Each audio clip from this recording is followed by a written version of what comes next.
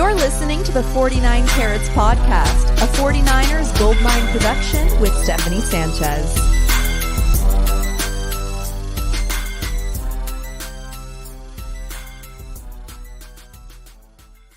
What's going on, everyone? Welcome to another edition of the 49 Carats Podcast. I feel like I saw you guys not too long ago. That's right. We got another show for you today. Earlier today, I was on with Chase Sr., Chat Sports, who covers both the 49ers and the Eagles. So if you guys haven't checked that show out yet, make sure you do after this. But today I'm joined by Chris over here. We're going to be talking about the 49ers-Eagles matchup as well as some Demeco Ryans news. But how are you doing today, Chris? I'm good, my friend. Hype, ready for this game on Sunday. You know what I'm saying? How are you doing? I'm good. Now, is the feeling around this game for you nervousness or just anxiousness? Like, what if you had to describe it in what word? How are you feeling about the game?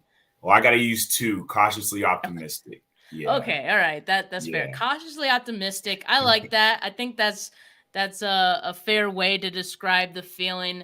I think I'm right there with you. You know, I feel like both teams and both fan bases should be cautiously optimistic. You know, I think that's the fairest way to put it because both of these teams are so talented, probably the most talented team that either team has maybe faced. I mean, exactly. You could talk about the Chiefs game against the Niners, but we all know how that went. But at this stage, different team from week 7 or week 8, whenever that was. But yeah, I feel like it's all come to this. And, you know, both teams have something to prove. So let's talk about first the latest news that we heard about 49ers defensive coordinator Demeco Ryans. Earlier this week, Ben Albright, who covers all the NFL, but he is well connected with the Cowboys, and he works out here in Denver. The Broncos. He works out here in Denver, covering them for their radio station here. And so he was talking earlier in the week, like, buy Demeco Ryans stock, hinting at the fact that Demeco Ryans was the top choice for Denver. And it kind of sounded like, from what he was saying, he felt like Demeco also, like, there was a mutual interest in the two. Now we're hearing today that the Texans are also Demeco Ryans. The Texans have Demeco Ryans as a top candidate as well. And so it really feels like both of these teams are going to be maybe duking it out. The final details, the final offers for Demeco Ryans services are going to be really important for both of these teams. So what is your take on that? Like, is there one team?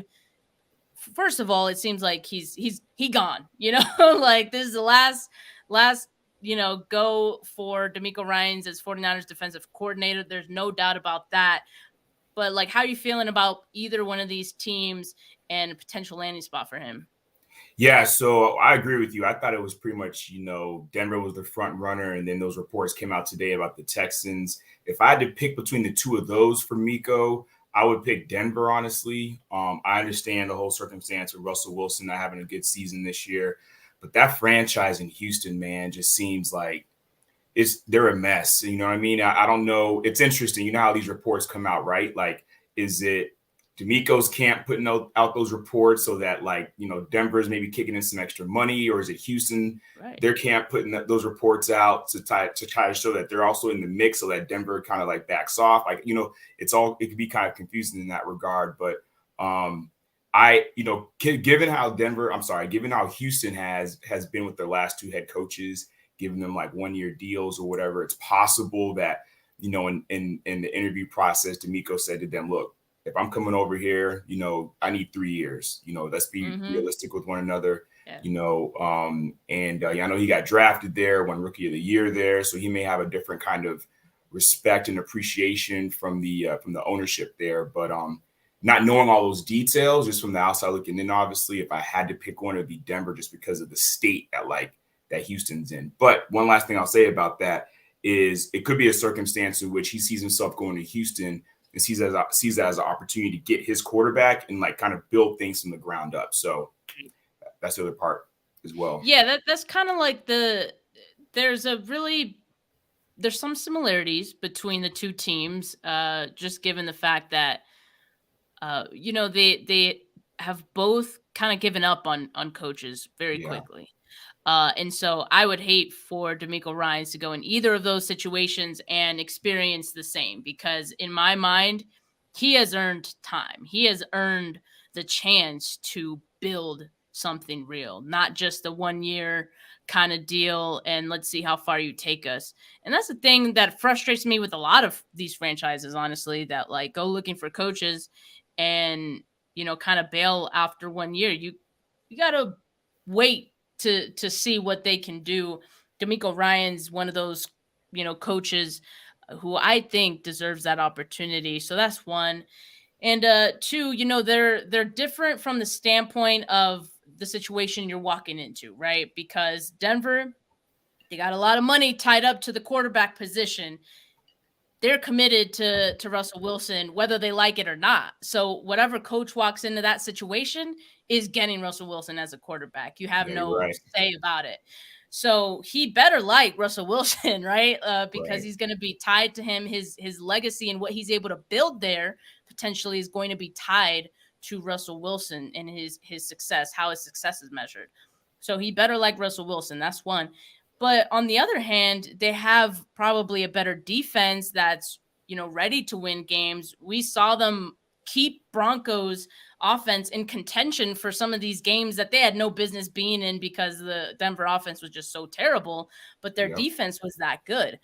On the other hand, you have the Texans who, Davis Mills, a bit of a project. Maybe you can win with him. Maybe you can't. But that situation, that quarterback situation, I think is a little more flexible. You can probably bring in a veteran, someone you're more familiar with, maybe a Jimmy Garoppolo, who knows, but you can bring in a veteran and maybe draft a quarterback of the future there. There's more flexibility. On the other hand, their defense, they have some nice pieces. I like the latest draft that they had, but still some way to go, right? So it's almost like Denver is like kind of, we're ready to win now, or so they think, right? And Texans is more like, we understand we're more of a project. Which do you prefer, as your first like head coaching gig? And that's kind of the decision that Demeco has to make. But I think both of these situations could be good for him. Obviously, if he feels that one team he prefers one situation over the other, I think he's going to make the right choice.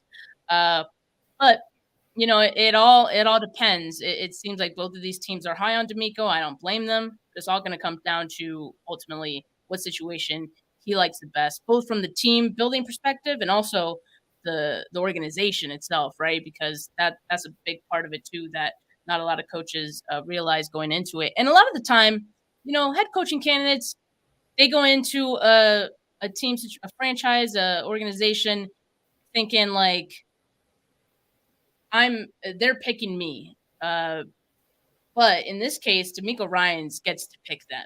Right. And so he's in a unique position in that regard, and he's earned that right, in my opinion. So wherever he goes, I'm going to follow his career, of course. I've been a huge fan of Demeco as the 49ers defensive coordinator, and, gone too soon, man. Gone too soon. But look, he has an opportunity here against the Eagles to really cement his legacy here as a 49ers defensive coordinator if his defense comes out and potentially gets this win and at least like limits Jalen Hurts, right? So looking at this game, what do you think some of the challenges are going to be for Demeco Ryans and this 49ers defense?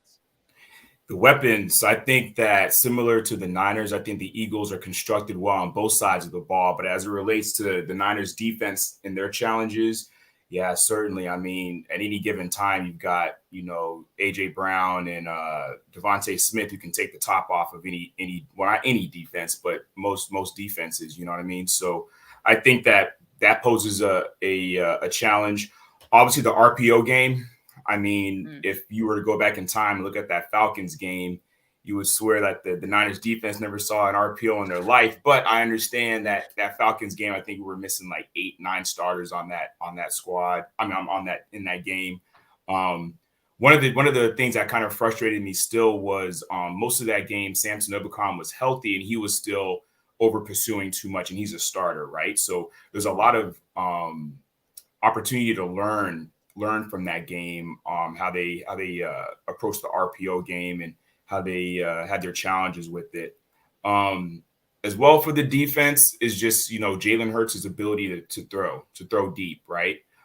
He's not as good when he holds the ball longer. His statistics go down. So, really being able to contain him, being disciplined, doing the small things well as a defense. Those are some of the things that initially come to mind as far as the challenges that the defense is going to be facing with the Eagles offense. I don't think Jalen Hurts has faced a defense as good as the 49ers this season. And so that can be a factor in this game, right? Of course, we also know on the other side, Brock Purdy has also never faced a defense quite like the Eagles.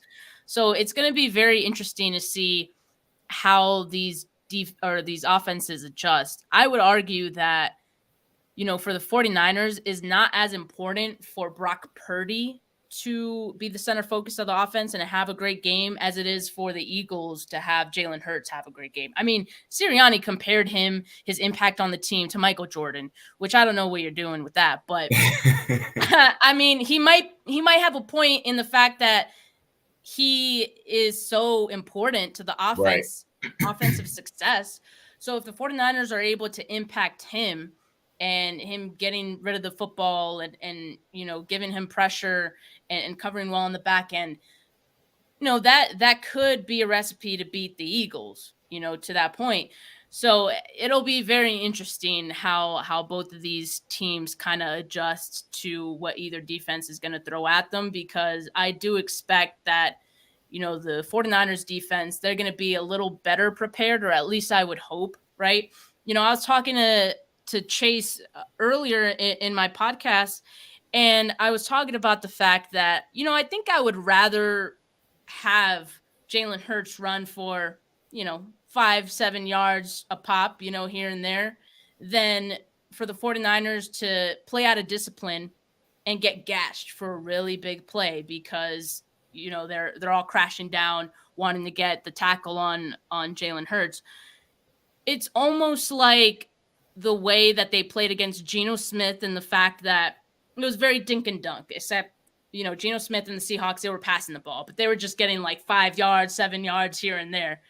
You can live with that because it's not a huge play. It's not an explosive, they were limiting them to just being able to do that. So in this game, if the 49ers defense can just limit Jalen Hurts to those short runs and maybe not give up any big pass plays, I think they can live with that in this game, because this Eagles offense is so good that, okay, someone's going to get theirs, right? Whether it be A.J. Brown or Jalen Hurts, right? Or even Miles Sanders. They're going to get theirs. But as long as you can limit the impact, right, and keep points off the board for them, I think that's going to be more important than anything in this game. I would agree with you. And when you're talking about that, you're forcing the offense to execute at a high level for a longer period of time, right? And, they have to have a lot of things go well for a, 12, 13 play drive, down the field. It's opening the opportunity for errors, mistakes, penalties. So I would agree with you on that. I think there's certainly going to be the approach of bend, don't break. I expect, Demeco to have some creative looks defensively. He's had some Tampa 2 looks. He's had some looks where post-snap coverage changes.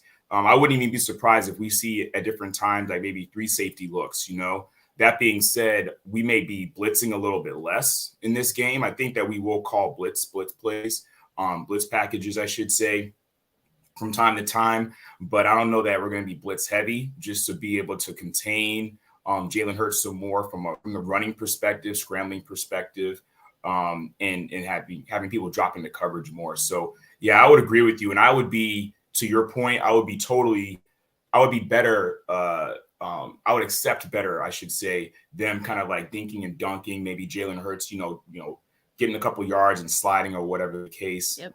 As opposed to really just like, airing it out repeatedly over and over. Right. And so like you can't get gashed. That was one thing. Like you mentioned the game against Mariota and the Falcons, right? Where, they got gashed on the ground. But against Justin Fields, another mobile quarterback, it really hurt them through the air because they see a guy like Justin Fields, get out of the pocket and they say, oh, we got to come down. And that opened up big plays for, their offense, the Bears offense, right? That's how they were able to get most of their big plays, how they were able to get down the field in that one. So they've kind of seen both sides of it. And so in that regard, I feel like they know what they need to work on. And Absolutely. hopefully they can put it all together in this game. So it's going to be a really good one. On the Eagles, like injury side or lack thereof, they seem to be pretty healthy. They're going to have all 22 of their starters heading into this game.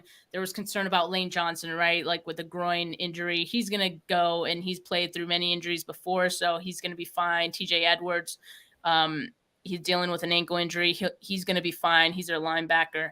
And Avonte Maddox, he's their slot corner, dealing with the toe injury. He had missed the last few games, I think, for them, so he's going to be available for them as well. So they're going to be healthy. It seems like the 49ers as well are going to be, fairly healthy. Jimmy Garoppolo, of course, is going to be out. That ain't no problem. Ambry Thomas, he's questionable. Again, someone who I think they can live being without in this one. The only question mark for me is Elijah Mitchell. I mean, he's questionable. I think he participated in a limited fashion in today's practice. Is there any concern for you about Elijah Mitchell? I believe his injury is also a groin, if I'm not mistaken. No, yeah, you're right. It is groin. That's what it was reported as. I'll be honest, I wasn't really too concerned until today. So the initial reports were today that he wasn't practicing, and then afterwards it said that he practiced it limited. I'm concerned about that because, I mean, on one hand, no one's really 100% at this point in the year, right? But we have to have the running game working on Sunday. I think that is definitely a key to victory, is to be, clicking in the running game. I think that it's evident that Christian McCaffrey isn't 100% either. So him being spelled by Elijah Mitchell is important. I was talking with some people earlier, and of course they brought up, Jordan Mason, who I like as well. Yeah. But I think one of the strengths of this team that's probably not being talked about as much is our playoff experience, right? So, and Elijah Mitchell has some of that from last year's playoff run. So I think he sees the field a little bit better, has got that playoff experience than Jordan Mason. Obviously, we have no other choice than we have to rely upon Jordan Mason. But I think the strength in the running game is the stable, right? Being able to have them spell one another. We saw kind of how it was last week with the Cowboys. Once Pollard went down, they had no semblance of a running game at all. I think they have bigger roster construction issues than just that on offense, but that's for another day. But so to answer your question, I am concerned. I'm hopeful that they've been just resting him this week. He was limited in production today, and I know they're flying out right now as we speak. So hopefully. Yep. With the trip and all that, he's not aggravated anymore as it relates to like the pressure and all that kind of stuff. And maybe there's a walkthrough or something like that tomorrow. We'll get some more reports later. Yeah, so something to keep an eye on, but tentatively, I would expect maybe Jordan Mason to get some snaps in this one. Maybe even, I know some people were mentioning Tevin Coleman because you pointed out right. like Elijah Mitchell does have that playoff experience. You want to have guys who have that experience, ideally, if you could. But I mean, Jordan Mason, they've been using him, in other games where Elijah Mitchell wasn't available. So I don't think they've really shied away from having him in there. And in the past, they've had him in there over Tevin Coleman. So despite Tevin Coleman having the extra experience, I think it would be better if Jordan Mason was out there, especially with the physical brand of football that he plays with. I mean, that could definitely come in handy against this Eagles defense, right? Because you want to match power with power if you can. So, if Elijah Mitchell is unavailable, if he's not going to be 100%, if his snaps are limited, Jordan Mason could be that guy. How about Deebo Samuel as well, though? I mean, Deebo can also get some of those additional carries, something he hasn't really done much of as of late. You're not seeing a lot of end-around jet sweeps going for Deebo, and maybe that's something they want to save, or they were saving in hopes to be in the NFC Championship game and try to catch some defenses off guard, because they did that a lot last season, right? Oh, yeah. A lot of the creative runs with Deebo early in the season, it seemed like defenses were ready for it. They really keyed in on it. So then the 49ers kind of backed away from it. Okay, we'll try something else. We'll get Christian McCaffrey in here. But like as of late, I'm kind of thinking, well, maybe now is the time to reintroduce that, and given the fact that, the Eagles defense have not struggled. I mean, struggled is too strong of a word, but run defense is not their strongest suit. Okay. Right. So given that, I feel like, yeah, maybe you want to get some more Deebo creativity going in this one, have him run out of the backfield a little bit. Also, because Christian McCaffrey, as you mentioned, also dealing with the calf injury, he's 100% going to play. But still, if a guy's not 100%, maybe you want to give those opportunities to someone else. So Deebo also could be someone to lean on in this game. How are you? What do you think about these Eagles linebackers? Because I've looked at their stats, and I know stats aren't everything, right? You can't always measure a player and how dominant they are through their stats. On paper they look like they're solid in coverage, but I've also heard other people say like they're really not. Like this may be the one area where Kyle Shanahan could test these Eagles linebackers. So, well, what is your take on that? Do you think that could benefit someone like Deebo, someone like George Kittle in this game? McCaffrey as well, and maybe even Elijah Mitchell sometimes. They get the ball out of the backfield too. My answer is yes. I think that they're stronger in their down the field defense, pass defense, than they are on the shorter end of their game. I was seeing some reports and some statistics earlier about that actually the short intermediate game, they aren't as strong. They're still they're a good defense at all three levels, but if there's an area to attack, it's that short and intermediate area.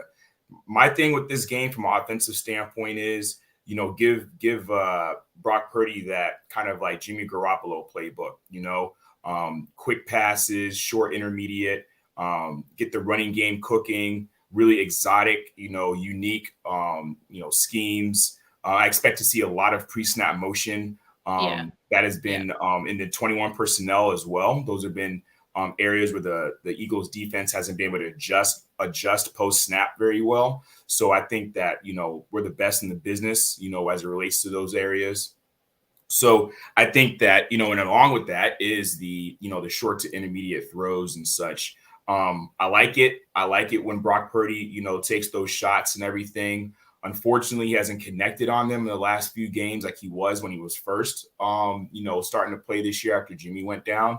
I don't think that's a indication of arm strength per se. I just think he's been late on some of those passes. So in my opinion, and I've seen, with the all 22, some of the stuff that you post, some of the things I've seen as well from other content creators, is that, when he's taking those shots, he likes to go from touchdown to check down as opposed to check down to touchdown like Jimmy would do. And he's taking some of those shots. There are oftentimes people open underneath. So I would have no problem if Brock Purdy is taking the sure thing in this game, has an average depth of target of like 7 to 8 yards. I have no problem with that. You know what I'm saying? That in combination with the solid running game, we can, and if we're being effective, can march down the field, chew up clock, and put some points on the board. All right. So you think the 49ers should be maybe a little more conservative and take the safe approach, right? Well, I think it should. I don't want to put words in your mouth. No, you're good. No, you're good. I think they should have a balanced offense. I think more so than starting fast, they need to be effective. And we've seen in the early parts of the games against the Cowboys, even the Seahawks a little bit, Kyle Shanahan has drawn up plays where there have been, receivers in the patterns at all levels of the field. And when Brock has tried to go for those deep shots, they just haven't hit and connected. And that may, put us behind the sticks. That may make it more challenging to get those first downs or whatever for that drive. So at least initially, I like us to be more effective than it is, trying to get big chunk plays. And also another thing, I mean, an easy way to, shut up the home crowd. We know it's going to be rocking at the Link. One way to kind of quiet them down a little bit is to get some first downs, right? And so the moment they get into, missing open guys or hitting incompletions, that's when the crowd noise is just going to, heighten. So you need to do what you can to kind of mitigate that a little bit and also have Brock Purdy settle in a little bit better. So I agree. You gotta move the ball, however that may be.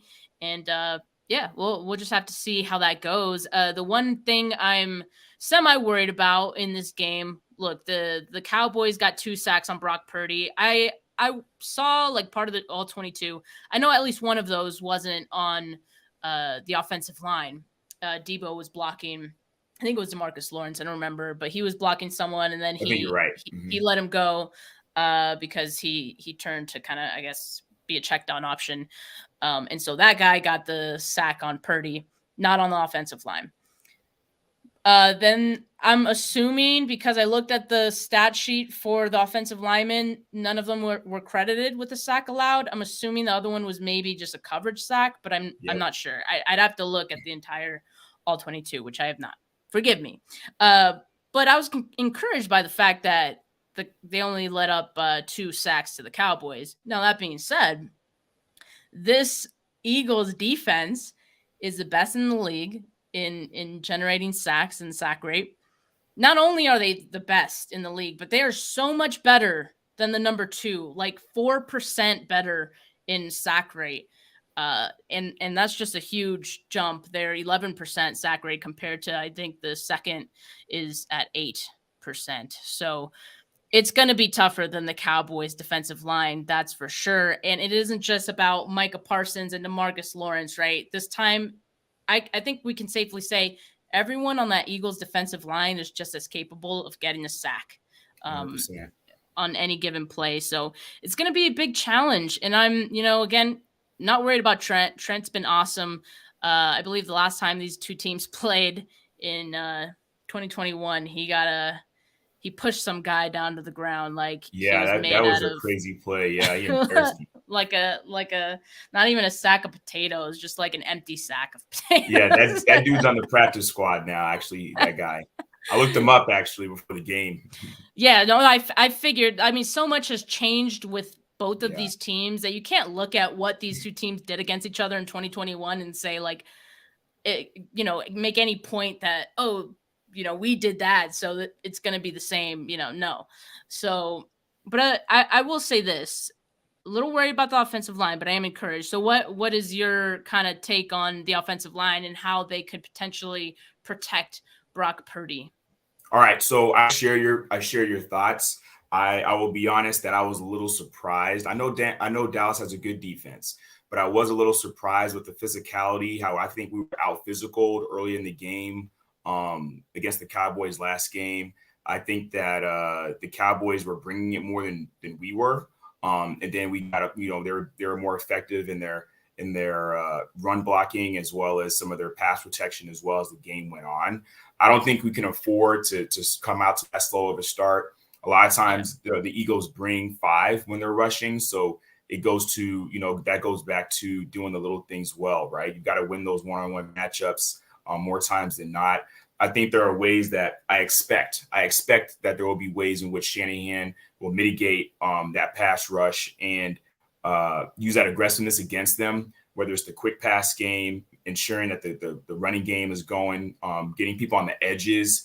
That outside zone's got to work even marginally better than it did last game. So I do share that with you. I think that there was early in the season that I don't know what the Eagles schedule was. I didn't pull it up, but I know like there were like 3 games. They had like 23 sacks in like 3 games, and they had like 70 for the whole year. That So is insane. I have never heard of such a run on sacks in 3 games. Yeah. So, and I'm not trying to rationalize or downplay the strength. I mean, the how good they are, but when you look at like 47 sacks over the duration of the rest of those 14, it's a little bit of a different scope. Still very good, but then also I heard something earlier where the Eagles have run like the least number of like plays in the second half with the lead. So they've done very well with getting a lead and having opposing offenses being in the drop back game. And then when they're, really solid on the back end, coverage sacks, given the opportunity and time for the pass rush to get to the quarterback, we can stay out of just the pure drop back game. That would bode well for us, of course. Whereas many of the teams that they were playing were obviously, playing to catch up a lot. Yeah, I'm with you. And on the topic of, a lot of people have said, well, the 49ers haven't played anybody all year. That, Eagles are going to be the one to expose them, all that. You can say the same thing for the Eagles, right? So they've 100%. they've played the Giants, who, we saw they probably had no business being in the playoffs, right? But the Vikings were also frauds. So, that's how they slipped in. They played the Giants like 3 times in the last, I don't know, like 5 weeks. Like since December, they've played them 3 times. Do you feel like because of who they've played lately that they might be coming into this game with some false hope or false confidence, against this 49ers team, which is far and above better than any of the teams they faced in December? I hope they are. And, by the looks of Nick Sirianni, in that Giants game, looking into the camera and all like nodding and all this stuff as if he's over there beating down the Chiefs or something, he was smelling himself. You know what I mean? I saw something a few weeks ago that was like, it wasn't even a Niners fan. It was just someone in general on Twitter saying, I hope someone humbles Nick Sirianni. I'm glad you asked me that question, though, because the narratives the last couple of weeks as it relates to the Niners really blows my mind, right? Going into the Cowboys game, because the Cowboys laid waste to the Tampa Bay Buccaneers, it was like, oh, the Cowboys are back. This is their year. I live about 20 minutes away from Raymond James Stadium, right? I watched that entire game, as many other people did. The Bucs looked like they wanted to be anywhere else but that damn stadium in that game, right? They probably did. Right. They're ready for Cancun. Right. And then now take it to the Eagles Giants game, right? I know the Giants had a positive year in their eyes. They exceeded expectations. But the way I described it to my fiance when we were watching that game, I'm like, these guys have no heart. Like, that's the way I characterize it. Okay. No knock on Giants fans out there, but that's what I saw when I was watching the game. And that being said, like, the Niners are neither one of those teams. The Niners are not the Bucs. The Niners are, light years beyond the Giants. I mean, I venture to say that people would have a hard time naming all their skill players or their top players on defense and such. So, yeah, I do believe that they're, especially because of the media, right? The media has been hyping them up and all that as well. I'm glad you mentioned what you said about the strength of schedule and everything. Like, the Niners had the 32nd ranked strength of schedule. The Eagles had number 31. I mean, like, come on. So, there's this narrative that's being said right now about how the Niners haven't seen a team as strong as the Eagles. The Eagles haven't seen a team as strong as the Niners either. So, in addition to that, as we spoke about a little while ago, with the playoff experience, the Eagles also haven't really arguably played a meaningful game in a while, right? And that game that, the Niners played last week against the Cowboys was a slugfest. So I think that bodes well. We have calluses right now, getting on that plane heading to Philadelphia. And I do think that there's a possibility that, they're going to get caught slipping, and it may be too late before they wake up. Yeah. And Ferguson here says Eagles had the 32nd strongest strength of schedule. 49ers had the 31st. Oh, so it was the other way around. Oh, okay, got you. Yeah. I know they're like right after each other. I got you. I know. But yeah, I was getting those numbers confused as well. So all this talk about they haven't played anyone. It's a moot point. I think It is going in this game for either team because hey, they're here now. We're gonna find out. We're about to find out who of these two teams is the better one. And I think they are objectively very talented teams, right? So, I think it's going to be a huge test. You mentioned Sirianni, and someone you're saying that someone needs to humble him. That obviously very different style of coaching with totally. Sirianni and Kyle Shanahan. One thing I do like about Sirianni is that he's very aggressive. They go It's for it on aggressive. You're fourth right. down all the time. I think they've converted, as someone was mentioning it earlier, I forgot what I was listening to or what I was watching. So sorry for not giving them credit for this stat. They said that Nick Sirianni had converted, or the Eagles had converted more fourth downs than the 49ers had even attempted. Yep. So that just goes to show how aggressive they are. I would expect that to continue in this game. I mean, you keep a good defense out on the field for even longer. That's a great way to try to milk the clock and try to march down the field, right? So I would expect more of that. I mean, do you think we see a more aggressive approach from Kyle? Like, I know you were saying like the 49ers just need to do enough to win this game, but when you're playing up against a coach that has that aggressive mentality, like do you have to kind of up the ante yourself as well? I agree. My answer to that is yes. I think that our goal should be third and short at all times, right? Not getting behind the sticks, not causing self-inflicted wounds.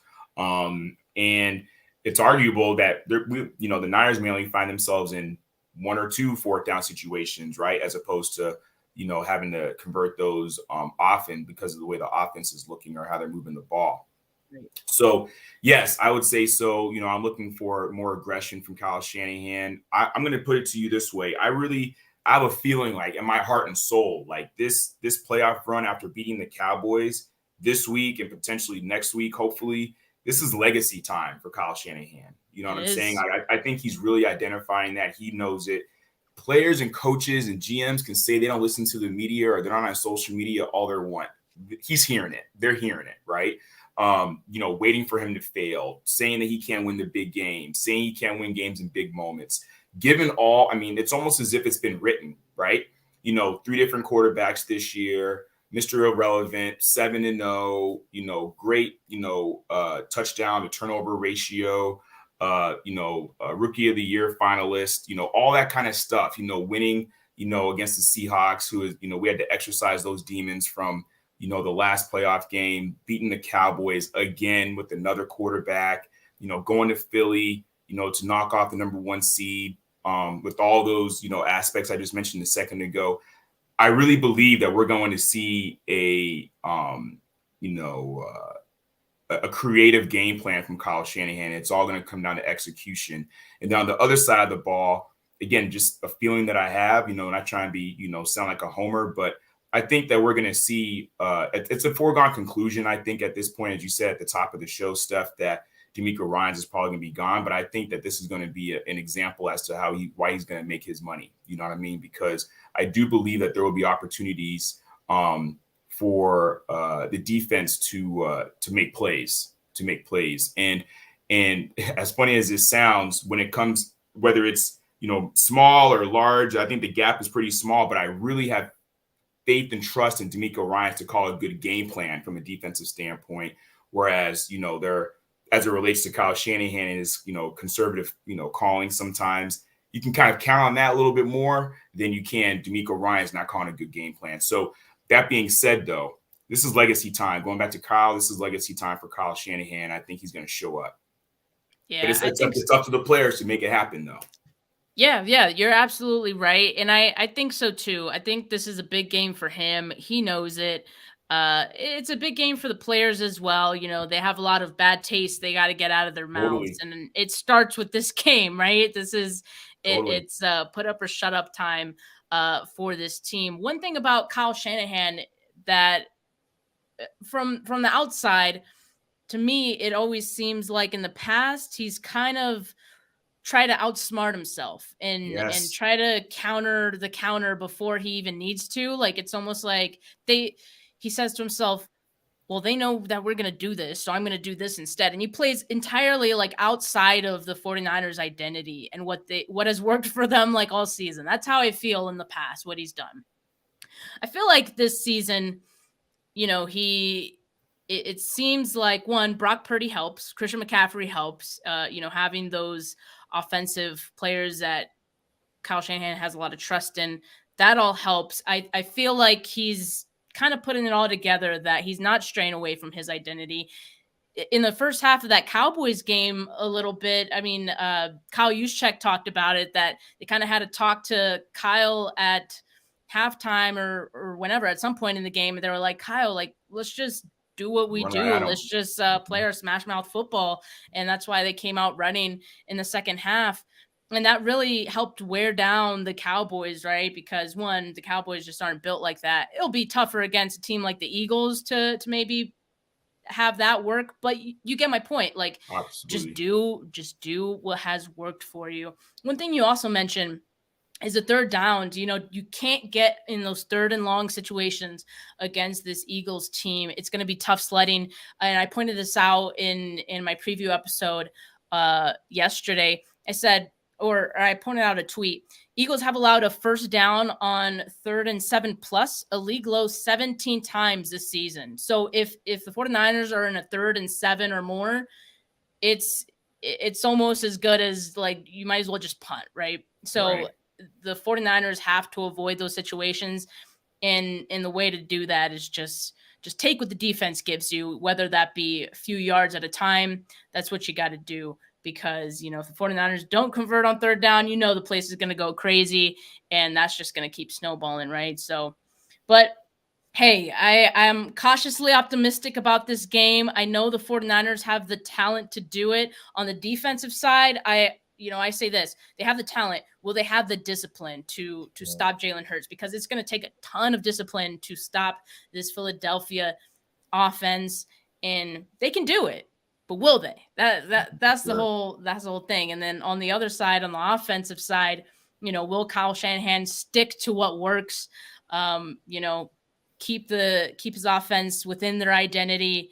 You know, keep Brock Purdy upright, because he can help him out there as well, getting those quick throws for him, using his playmakers. So it's just a matter of execution. Like you said, it's all there for the 49ers. They can get this done. It's just a matter of, will they? So, yeah, man. Do you have a score prediction for this game? I do. So, you know, I want Kyle to be aggressive, but if the history is any indication of the future, I think that there will be some times in which Kyle settles for field goals when he necessarily maybe not go for it on 4th down, or just runs a running play or something like that on 3rd and 5 or 3rd and 6. So that being said, I do have the Niners winning this game, but I do not have them covering. I have them winning 23-21. So I see it being lower scoring. I thought it was going to be a close game last week, but as with my prediction, which I can't remember at this point, but I definitely had them scoring more points last week, both sides. But that's why I'm calling for this game.